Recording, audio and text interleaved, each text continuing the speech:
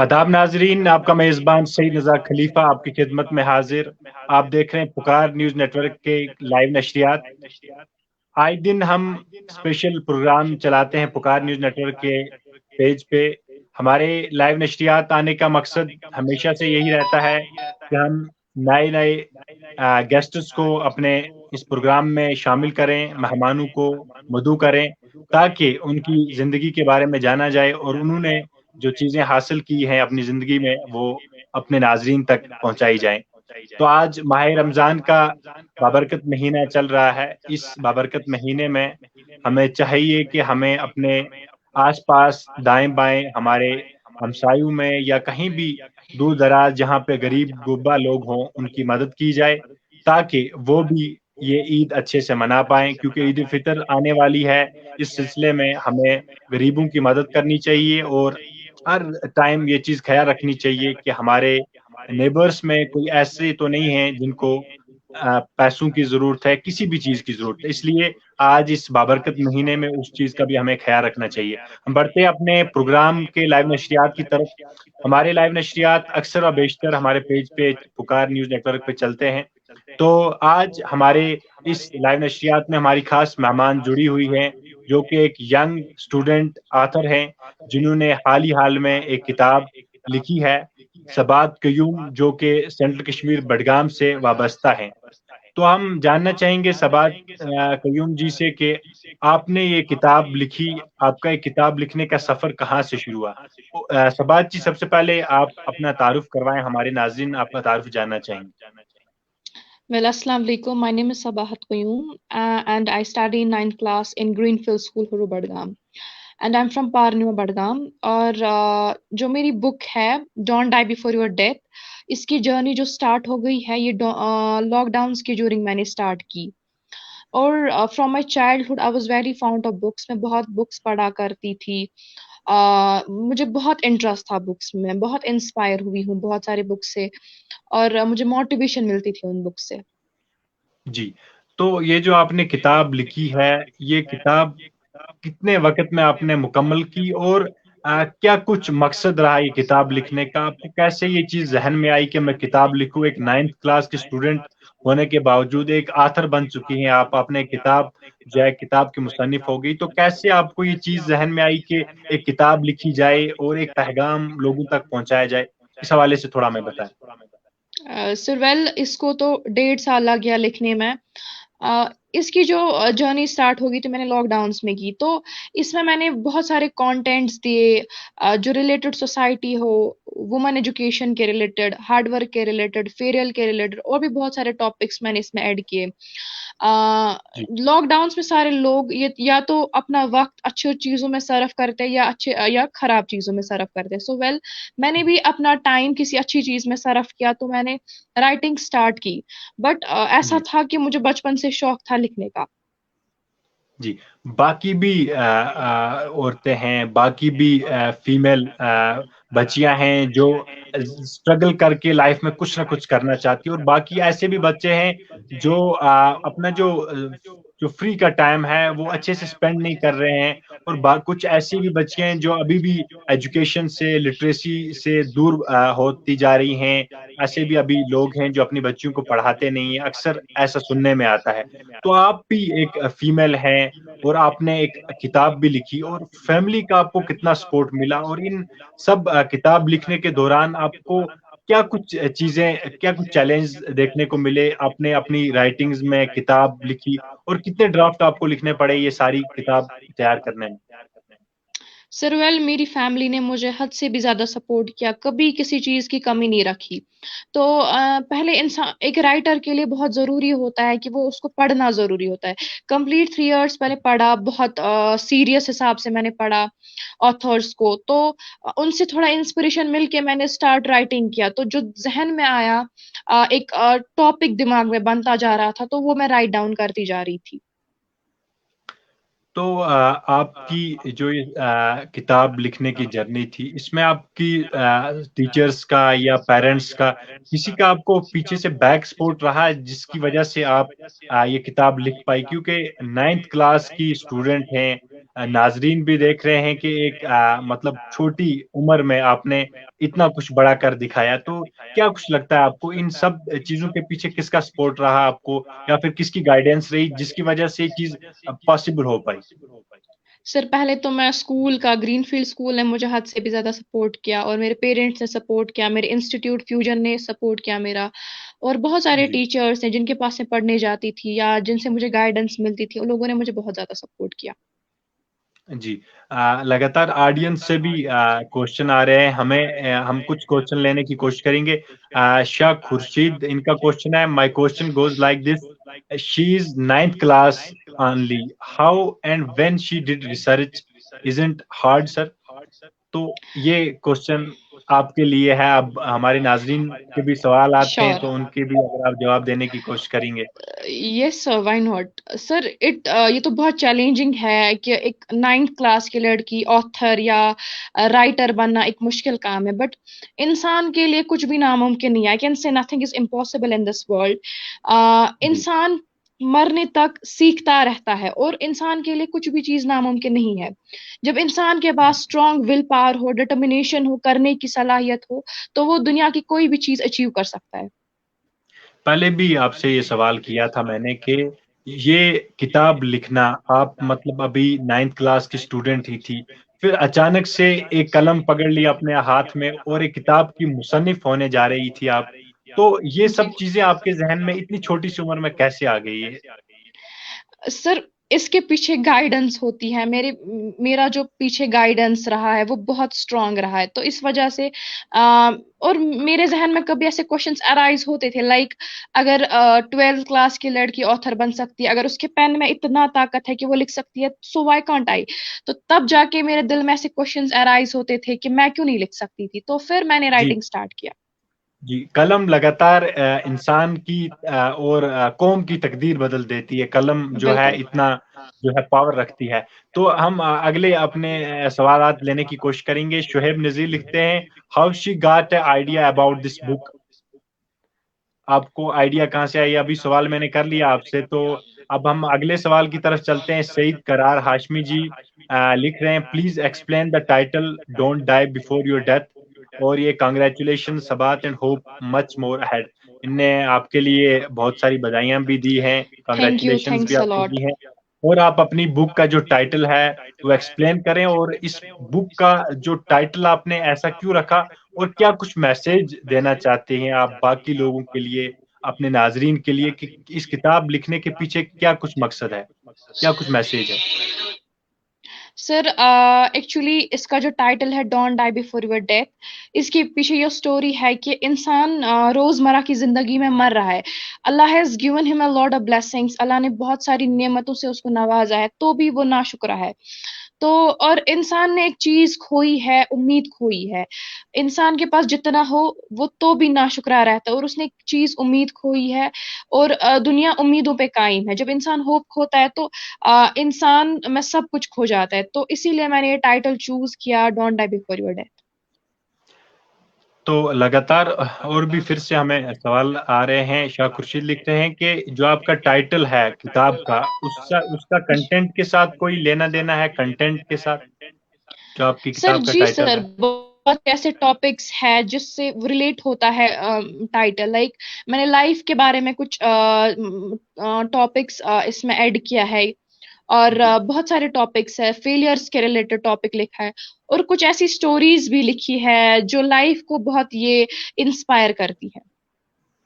तो लगातार ये देखने को आया है, अक्सर हमने भी कुछ ऐसे ऑथर्स की स्टोरी ली है, जिन्होंने कहीं न कहीं अपनी ज़िंदगी में कुछ चीज़ें जो हैं वो देखी होती हैं, उसके बाद कलम उठा के वो किताब की शक्ल में जो लोगों के बीच में पहुँचा देते हैं। तो आपकी अभी जो ऐज है, उम्र है, वो भी कम थी। तो इस सब चीज़ों में आपने लाइफ़ स्ट्रगल के बारे में लिखा है, लोगों को एक मैसेज, एक स्ट्रॉन्ग विल पावर देने की कोशिश की है। तो ये सारी चीज़ें इतनी छोटी-सी एज में कैसे आपने सोची, और इतनी कम उम्र में ये सारी चीज़ें लिखना, ये इसके पीछे क्या कुछ राज़ था? ये बताइए सर हमारे एज आई हैव नाज़रीन। Mentioned, nothing is impossible in this world. इंसान का विजन बड़ा होना चाहिए। देखिए सर, अगर इंसान के पास विजन बड़ा हो तो वो दुनिया की कोई भी चीज उसके लिए इम्पॉसिबल नहीं बन सकती। और विल पावर स्ट्रांग होगा इंसान का, उसको एक इमोशन होगी, नहीं मुझे करना है, वो कर सकता है, कुछ भी कर सकता है। I accept I am a 9th class student, तो मेरे जहन में ये कैसे आ गया कि मैं लाइफ स्ट्रगल लिखूं या लाइफ के रिलेटेड लिखूं। तो ऐसा था, मैं दूसरों की लाइफ जब देखता है इंसान, तो उनकी जिंदगी में क्या कुछ होता है, तो इंसान को एक खुद वो अंदर से वो इमोशन आता है, नहीं। तो तब जाके मैंने वो लिखा, लाइफ होती क्या, इट्स लाइक अ ड्रामा जहाँ पे जी। सॉरो, हैप्पीनेस, अप्स डाउन्स रहते हैं। और बहुत सारे चैप्टर्स लाइफ के ऐसे होते हैं जिनमें इंसान खड़ा नहीं हो सकता, और कुछ ऐसे होते हैं जिसमें इंसान बहुत ज्यादा बुलंदी हासिल करता है। बिल्कुल। तो लगातार हम आपसे जानने की कोशिश करेंगे, ये सवाल आपसे किया भी है। हमारे और फरहान इरशाद लिख रहे हैं कि जो ऑब्स्टेकल आए आपको इन सारी चीज़ों में करने में, तो आपने कैसी सारी चीज़ें मैनेज की, तो ये एक्सप्लेन करें। ये तो खैर आपने बता ही दिया। तो बाकी आपसे ये जानना चाहेंगे कि आपकी हॉबीज क्या थी? बाकी भी लोग हैं या बाकी भी बच्चे हैं, बच्चियां हैं जो फ्री टाइम में आजकल सोशल नेटवर्किंग ही पे लगे रहते हैं, फेसबुक, इंस्टा, इन सब चीजों पे अपना जो टाइम है वो सर्व कर दे। किताबों का वो जो रिवाज हुआ करता था, पहले किताबें पढ़ने का, और किताबों बहुत सारी किताबें पढ़ा करते थे, बच्चे भी पढ़ा करते थे और बाकी लोग भी। आज का जो हमारा माशरा है वो दिन ब दिन बदलता ही जा रहा है। सोशल नेटवर्किंग प्लेटफॉर्म जितने आ चुके हैं कि हमारे जो बच्चे बच्चियां हैं आजकल इंटरनेट पे ज्यादा लगे होते हैं, फेसबुक, इंस्टा वगैरह पे। तो क्या कुछ लगता जी। है आपकी क्या हॉबीज थी और आपका जो फ्री टाइम था वो कैसे जाता था इन सब में? आपने कहा लॉकडाउन में आपने पूरा टाइम घर में स्पेंड किया, फिर कितना टाइम आप देते थे लिखने में, इन सब चीजों में, और बाकी सारी चीजें छोड़ के इस प्लेटफॉर्म पे थोड़ा सा बताएं हम। सर देखिए, मेरा एक ऐसा टाइम टेबल था कि मैं हर किसी चीज के लिए टाइम टेबल फ्रेम था मेरा। यहाँ से मेरी स्कूलिंग भी हो रही थी, स्टडीज का मैं अलग टाइम टेबल रखती थी और राइटिंग के लिए मैं अलग। और मैं बुक्स पढ़ा करती थी, थोड़ा उनसे एक्सपीरियंस मिलता है इंसान को। और दूसरों की लाइफ स्टोरीज पढ़ती थी मैं, थोड़ा उनसे भी लाइफ मतलब मिलता है। और अगर आज आज के यूथ की बात करेंगे तो आज सारा टाइम इंस्टाग्राम, फेसबुक, ट्विटर, सारा सोशल मीडिया पे हम अपना टाइम यूज करते हैं। बट जी। उससे हमें क्या होता है, उससे हम अपना ही टाइम वेस्ट करते हैं। अगर इंसान के पास इतना कीमती टाइम है तो उसको वेस्ट क्यों करना है? और कोई कुछ नया करके दिखाए, क्रिएटिविटी कायम करे और कुछ ऐसा करे कि दुनिया याद रखे। तो कोई खास ऐसी चीज जो आपने किताब में लिखी हो जो आपको ज्यादा प्यारी हो, जिसपे आपकी ज्यादा मेहनत लगी हो, मतलब जो आपको सबसे अच्छा जो टॉपिक लगा हो इस बुक का जो आपने छोड़ा हो? यस सर, वेल अल्लामा इकबाल रहमतुल्लाह अलैह मेरे बहुत बड़े इंस्पिरेशन है। उसका एक एक बुक है बाल जिब्राइल, उसका एक चैप्टर है जी। खुदी के रिलेटेड, वो मैंने वहां से लिया। और उसको ट्रांसलेशन करने में मुझे बहुत ज्यादा टिपिकल, मतलब बहुत ज्यादा मेहनत करनी पड़ी, और उसको समझना पढ़ना बहुत इंसान के लिए टिपिकल है।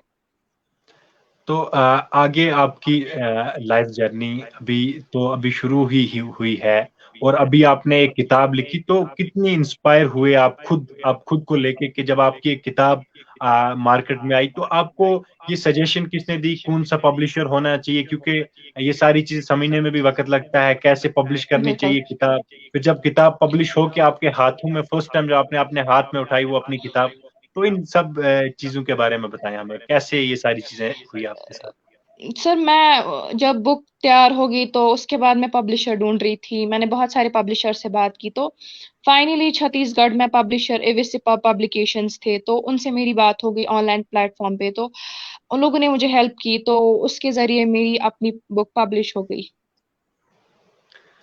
तो अभी हमारे और भी हमारे जो खास हमारे व्यूअर्स हैं, जो अभी जुड़े हुए हैं, सईद करार हाशमी साहब लिख रहे हैं कि what are your next plan and can you such things help to change mindset of male gender towards female. We have witnessed dozens of stories against female harassment by in-laws. Your view, please. तो आपकी राय जानना चाहते हैं। आए दिन जो women empowerment को लेके बात होती है, आए दिन डोमेस्टिक वायलेंस को लेके बात होती है, आए दिन लड़कियों को हकूक देने की बात होती है, हकूक दिए जाएं। तो आप कितने जी। इंस्पायर हुई बाकी चीजों को लेके, और आपका क्या कुछ फ्यूचर प्रोग्राम है इन सारी चीजों को लेके? ये जो अभी सर सवाल किया तो फ्यूचर प्लानिंग ये है कि पहले एक इंसान खुद को जाने, प्योरीफाई अपने सेल्फ को करे, उसके बाद तो फर्दर मेरा डॉक्टर बनने का एम है और इंशाल्लाह एक राइटर बनने का एम है, और मैं लोगों की खिदमत करना चाहती हूँ, ह्यूमैनिटी को सर्व करना चाहती हूँ, ये मेरी एक एम है। और रही बात इसकी, जो आपने क्वेश्चन किया कि वुमेन एम्पावरमेंट के रिलेटेड, आज लड़की के पास हर कोई हुकूक है, वो अपना कोई भी हक ले सकती है, आज हर कोई article, everything is possible for girl. अब इंसान को, एक लड़की को खुद वो अंदर से जज्बा होना चाहिए, नहीं अगर मेरे साथ कोई गलत चीज हो रही है तो उसके खिलाफ लड़ना चाहिए उसको। जी।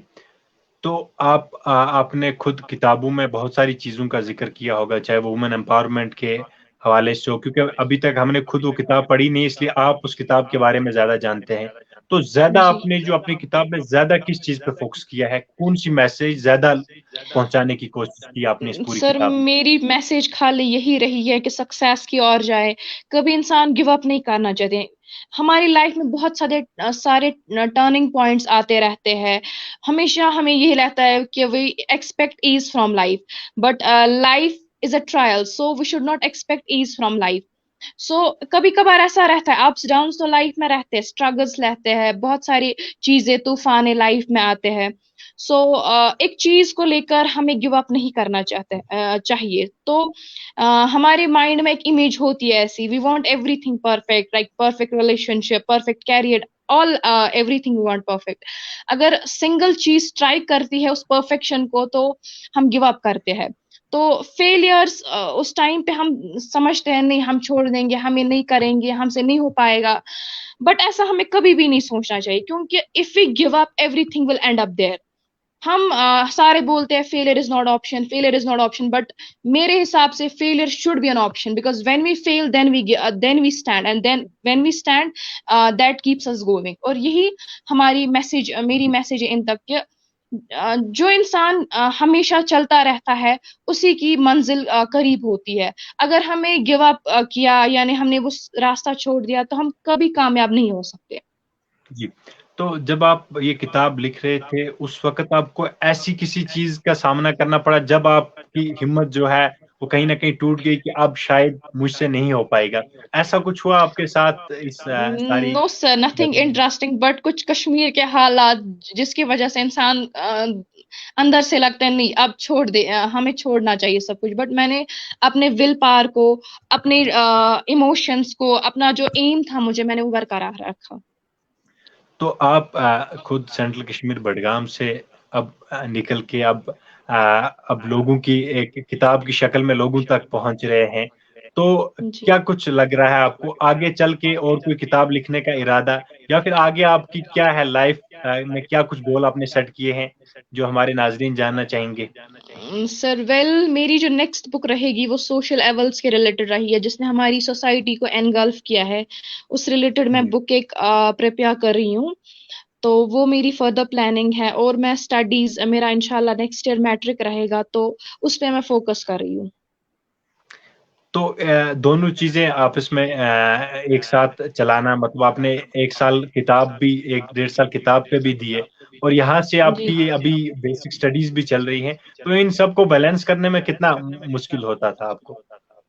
सर मुश्किल तो होता है, बट इंसान को फिर वो बैलेंस करना पड़ता है चीज को, क्योंकि जब इंसान के पास एम हो, यहाँ से दूसरा एम भी हो, फिर इंसान को बैलेंस करना पड़ता है। तो अभी एक सवाल था वो अधूरा रह गया था, माइंडसेट जो है मेल जेंडर टुवर्ड्स फीमेल, तो उस हवाले से आपका क्या मानना है?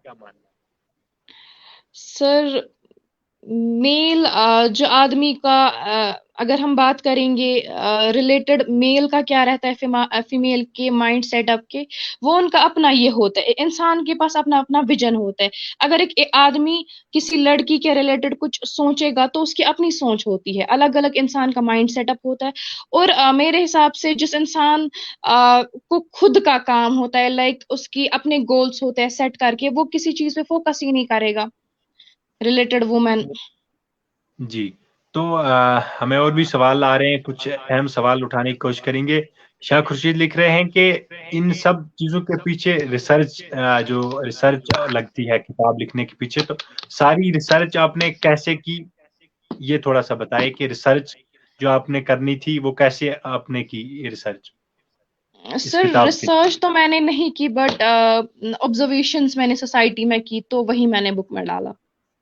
जी, तो आपने खुद ऑब्जर्वेशन के हिसाब से अपनी किताब में वो चीजें कलम उठा के लिख दी, तो कितना करीब से आपने सोसाइटी को देखा, हमारी सोसाइटी में किन चीजों की कमी है, और क्या लगता है आपको, और क्या कुछ तब्दीलियां लाने की जरूरत है हमारी सोसाइटी में। एज ए आथर आपसे जानना चाहूंगा, या एज ए यूथ आपसे जानना चाहूंगा, क्योंकि आपने जिस हिसाब से किताब लिखी है उस हिसाब से आपसे जानना चाहेंगे क्या कुछ लगता है आपको सोसाइटी के हवाले से जो अभी सर गुजर रही है। हमारी सोसाइटी जो है वो बहुत चीज़ों में एनगल्फ है, सोशल एवल्स हो रहे हैं, बहुत सारी ऐसी चीज़ें हो रही है जिनको चेंज करने की हमें कोशिश करनी चाहिए।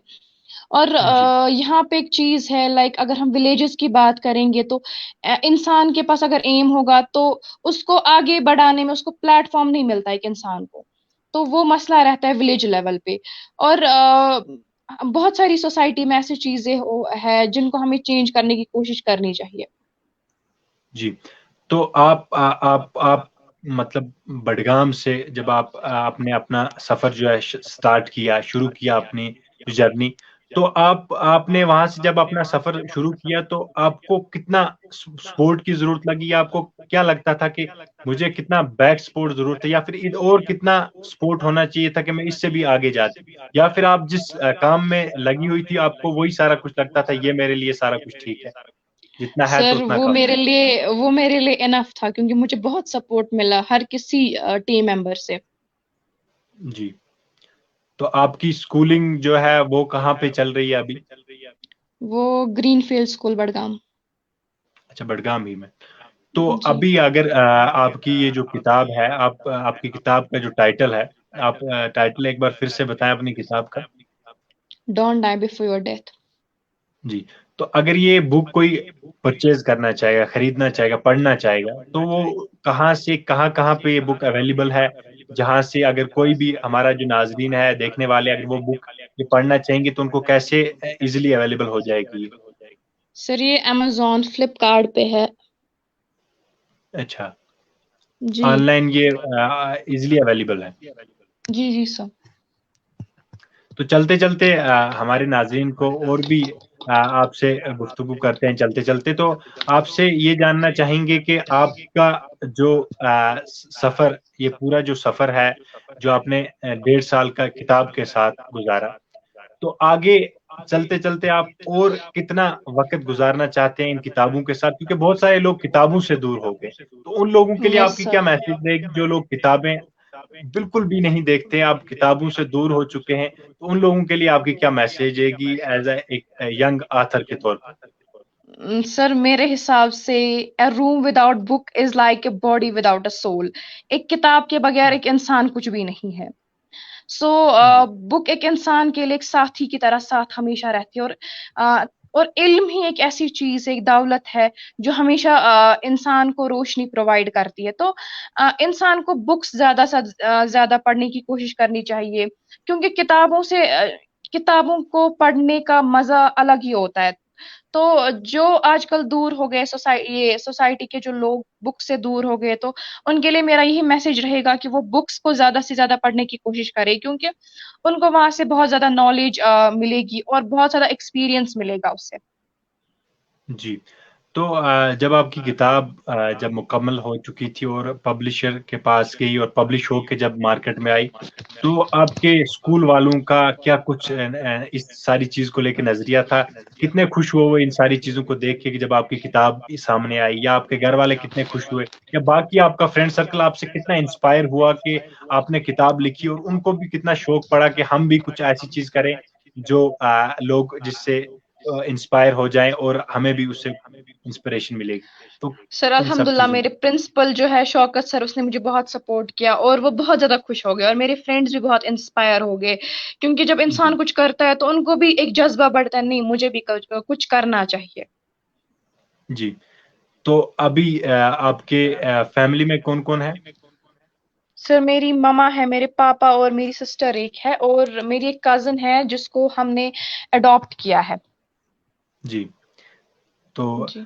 हाँ, माशाल्लाह आप बहुत अच्छे आपने आपके जो नज़रिया है इस सारी चीज़ों को लेके जो आपने किताब लिखी। तो लगातार अपने नाज़रीन को भी हम बताते चलें कि यहाँ जम्मू कश्मीर में टैलेंट की कोई भी कमी नहीं है। बस कमी है तो एक अच्छी सोच की कमी है तो एक अच्छे नज़रिए की कमी है। तो वो नज़रिया हमें अच्छा करना पड़ेगा हर किसी चीज़ को लेके, चाहे वो वुमेन की एम्पावरमेंट की जो आए दिन बात की जाती है, उनको वो मुकाम देना जिस मुकाम की उनको ज़रूरत है, और आए दिन जो सोशल बुराइयाँ जो हमारे समाज में उभरती हैं, चाहे वो ड्रग एडिक्शन के हवाले से हो, चाहे वो डोमेस्टिक वायलेंस के हवाले से हो, जो भी सोशल इवल्स हैं, उन पे हमें काम करने की ज़रूरत है। हमारे जितने भी सोसाइटी में लोग हैं, चाहे वो रिलीजियस स्कॉलर्स हैं, चाहे वो गैर सरकारी तंजीमें हैं, उनको भी सामने आने की ज़रूरत है और काम करने की ज़रूरत है। और हमारा हमेशा से मकसद रहना चाहिए, जो भी लोग कुछ अच्छा कर रहे हैं या कुछ नया कर रहे हैं या कुछ इनोवेटिव कर रहे हैं, उनको इंस्पायर करना और उनको वो हौसला देना ताकि वो अपनी ज़िंदगी में आगे और जाएँ और इस मुकाम पे पहुँचे, जहाँ पे उनको पहुँचना चाहिए, क्योंकि आप लोगों के सपोर्ट की ज़रूरत होती है हर किसी को। और मैं भी आपसे, अपने नाज़रीन से ये ज़रूर कहना चाहूँगा, आप भी ये किताब एक बार ज़रूर पढ़ें और आप भी इस किताब से आपको अच्छे पॉइंट्स भी मिल सकते हैं, आपको नेगेटिव चीज़ें भी मिल सकती हैं। जब आप इस किताब को एनालिसिस करेंगे, इस किताब का अच्छे से पढ़ेंगे, तो आपको भी पता चलेगा कि इस किताब में क्या कुछ लिखा हुआ है, और शायद इस किताब में जो लिखी हुई चीज़ें हैं, वो आप भी अपनी ज़िंदगी में अपना लें। तो बहुत अच्छी हमारे आज के जो मेहमान थी हमारी सबात कयूम, जो कि सेंट्रल कश्मीर बडगाम से हैं। 9th क्लास की स्टूडेंट हैं, लेकिन 9th क्लास की स्टूडेंट होने के बावजूद इस टाइम एक ऑथर बन चुकी हैं, जो एक किताब जिन्होंने लिख दी है, जो किताब अभी ईज़िली मार्केट में अवेलेबल है, चाहे आप ऑनलाइन प्लेटफ़ॉर्म फ्लिपकार्ट, अमेज़न या किसी भी ऑनलाइन प्लेटफ़ॉर्म से परचेज़ कर सकते हैं। ऑफ़लाइन भी आप ले सकते हैं, मार्केट से बुक ईज़िली आपको अवेलेबल हो जाएगी। तो चलते-चलते हमारे प्रोग्राम में पुकार न्यूज़ नेटवर्क लाइव नशरियात का हमेशा से मकसद रहता है कि आपको उन चेहरों से मिलाया जाए, जिन चेहरों ने अपनी ज़िंदगी में बहुत सारी स्ट्रगल्स करके कुछ न कुछ ज़िंदगी में हासिल करने की कोशिश की है। हमारे प्रोग्राम में अक्सर बेशतर हम नए मेहमानों को लाते हैं और आपसे रूबरू करवाते हैं। तो आज भी हमारी मेहमान जो हैं सबात क्यों चलते-चलते आखिर पे, प्रोग्राम के आखिर पे हमारी नाज़रीन जो ख़ासकर जम्मू कश्मीर की आवाम के लिए आपकी क्या मैसेज रहेगी, और ख़ासकर फीमेल्स के लिए आपकी क्या मैसेज रहेगी इस प्रोग्राम के आखिर पे? सर मेरी यही मैसेज रहेगी, जिसके पास जो टैलेंट है वो उसको निखारने की कोशिश करे, और जिसके पास जो गोल्स है उसको उनको फोकस करने की कोशिश करे, जो एम्बिशंस है उनको पूरा करने की कोशिश करे। जी। दुनिया में अ, कोई भी चीज इम्पॉसिबल नहीं है, बस एक चीज है, वो कमी है, वो गाइडेंस की, और किसी चीज की कमी नहीं है। जी। तो बहुत अच्छी मैसेज सबात जी ने दी कि आपके पास जो भी टैलेंट है, वो टैलेंट आप बाहर लाएँ, उस टैलेंट को निखारने की ज़रूरत है, क्योंकि जब तक आपका टैलेंट दबा हुआ है, वो टैलेंट बाहर नहीं आया, तब तक वो लोगों के बीच में नहीं गया, तब तक आपको उस टैलेंट की कदर नहीं होगी। इसलिए आपको चाहिए कि आपके पास जो भी टैलेंट है, आप अपने माँ-बाप के साथ मिल के उस चीज़ पे गौर-व-फ़िक्र करें, और आपको फिर ज़रूर फैमिली का जो सपोर्ट है, वो मिलेगा और वो आप अपना टैलेंट जो है वो लोगों के बीच में लाएँगे। बहुत-बहुत यस शुक्रिया बिल्कुल। सबात कयूम जी, आपका हमारे इस प्रोग्राम में अपना कीमती वक़्त देने के लिए, और नाज़रीन आपका भी थैंक यू सर। बहुत-बहुत शुक्रिया पुकार न्यूज़ नेटवर्क को अपना प्यार देने के लिए और हमारे साथ इस तरह जुड़े रहने के लिए। बहुत-बहुत शुक्रिया आपका। तो आप बने हुए थे हमारे पुकार न्यूज़ नेटवर्क के साथ, तो बहुत-बहुत शुक्रिया आपका अपना कीमती वक़्त हमारे साथ देने के लिए। हमारे फ़ेसबुक पेज पुकार न्यूज़ नेटवर्क को लाइक करना ना भूलें, बिल्कुल आप उसको लाइक कर सकते हैं। मज़ीद मालूमात के लिए आप उस पे जा सकते हैं, उसको फ़ॉलो कर सकते हैं। हमारा इंस्टाग्राम पेज भी चल रहा है, जिसको आप इंस्टाग्राम पुकार न्यूज़ नेटवर्क के नाम पे, वहाँ पे भी आप उसको फ़ॉलो, लाइक कर सकते हैं। मज़ीद मालूमात के लिए, मज़ीद खबरें जो है वहाँ पे, हमारा यूट्यूब चैनल भी है पुकार न्यूज़ नेटवर्क के नाम पे, वहाँ पे भी आप उसको जाके सब्सक्राइब कर सकते हैं मज़ीद जो खबरें हैं उनके लिए। तो दीजिए अपने मेज़बान सईद नज़ाकत खलीफ़ा को इजाज़त। अल्लाह निगहबान।